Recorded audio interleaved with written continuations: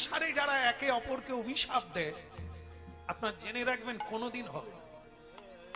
এই শাশুড়ি বলছে বৌমা তোমার মুখ খসায় যা, আবার বৌমাও ছাড়বে, সেও তো ঋষির মেয়ে না, তোমার পা খসে যাবে।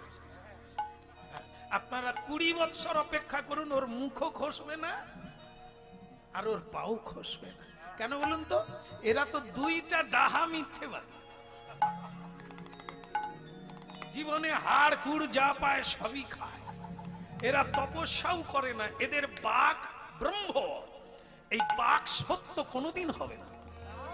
যারা মিথ্যে বলে না, যারা সর্বদা সচ্চিদানন্দ ভগবানের কথা উচ্চারণ করে, চিন্তা করে, এরা যাকে যা বলবে তাই ফলবে।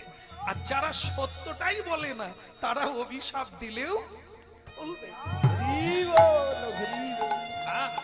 এই জন্য এর নাম বাক ব্রহ্ম। এ বাক্য সাধারণ জিনিস না।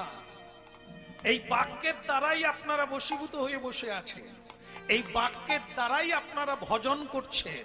এই বাক্য উচ্চারণ করলে সাধন হয়ে যাবে, ভজন হয়ে যাবে, গোবিন্দ নেমে আসবে। এটার এত বড় শক্তি। একে যারা সংসারে অপব্যয় করে, ওদের বাক্য কোনোদিন সফল হয় না।